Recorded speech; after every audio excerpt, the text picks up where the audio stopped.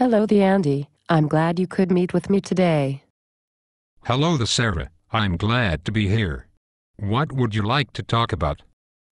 I have been watching the CNBC and they are saying that the market has climbed too fast.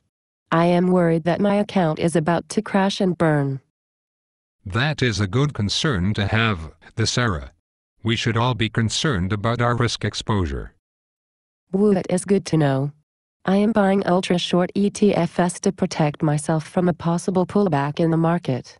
Whoa, have you seen anything in the market that is bearish? No, but on CNBC they have said that the market has climbed too quickly, so I am looking for bearish opportunities to protect myself. I have also listened to the Tom Sosnoff, who also says that the market is going to pull back. If that method works for you, then you should use it. My preference is to make sure that my risk is managed so I don't lose money during a small pullback. This allows me to stay invested as long as the market is bullish. I understand, but you are not considering the big picture.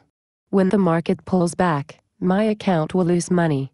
So I must have something that will be profitable during that pullback. That sounds reasonable.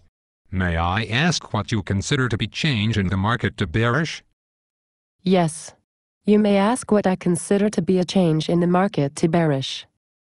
Okay, what would you say if the SPX pulled back to $1,290? Would that be a signal to be bearish? Yes. That would be a signal to be bearish. I heard on CNBC that $1,300 is a key level of support for the S&P, so if that level is violated, then it will be a bearish indicator for the market. Since the market has moved up too strongly, I need to buy bearish positions so I don't lose money when it drops that far. That is more than 50 points, after all. But do you realize that $1,290 is only about a 4% pullback? I had not thought about it that way, but it is still more than 50 points, so I need to enter bearish positions to protect my account. If your goal is to protect your account, would I be correct in assuming that you have used beta weighting to understand what the effect on your account would be if the S&P pulled back to $1,290? Heck no. But that doesn't matter. Yes, it does. If you don't know what you are trying to protect yourself against, you don't know how much protection to buy.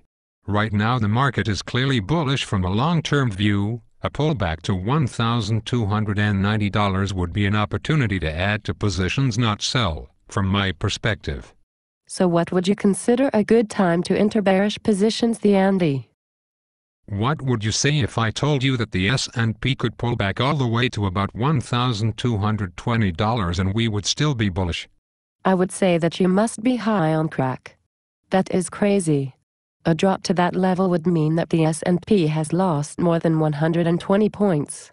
That is bearish, and my account would be wiped out if I traded that way. Actually, a pullback to $1,220 would be less than a 10% drop from today's value of $1,343. That wouldn't even qualify as a correction. So what would you suggest? I would suggest starting with the current open positions that you have. Where are your decision points, or stop-loss points, in relation to your entry price, and what is your portfolio heat based on current market values? My decision points are almost all higher than my entry points. My total portfolio heat is less than 8% based on current market values. So this tells me that your current positions are sized appropriately in relation to your decision points. It also tells me that if every position in your portfolio were to drop at once, then your maximum loss is less than 8% of today's market value. Is that correct? Yes, that is correct. Now let's look at your diversification. Are your investments spread appropriately across multiple sectors? As compared to the All-Country World Index, I am either overweight or equal weight among the top 4 sectors. I am underweight in the bottom 6 sectors. And what about your diversification across countries? I am overweight in the strongest countries, the USA and Canada. I am also overweight in some key EFTA countries. I am underweight in the rest. That sounds pretty good too. I am a rock star at diversification. What you have described is a portfolio that has very limited risk, even against current market prices. You described a portfolio that is diversified across a range of sectors and countries that are all strong. If your entry rules follow what we discuss in the RTTLT sessions, then you only buy positions that are climbing, and when your decision points are hit, you force yourself to make an informed decision to take an action. That is correct.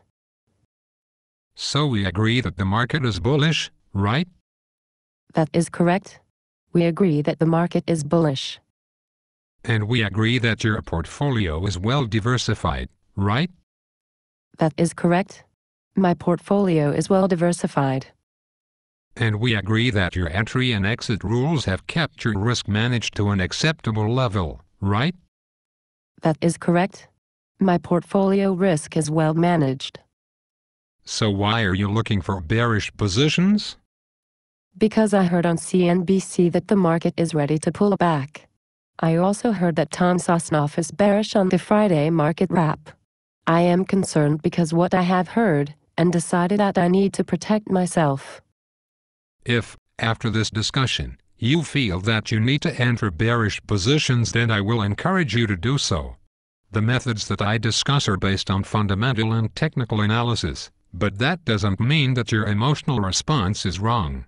If you choose to enter bearish positions to protect yourself, may I ask a favor? Yes. You may ask a favor. When the pullback happens, would you share your results with the rest of the group so we can learn from your results? Yes. I will share with the rest of the group, but only if I turn out to have been right.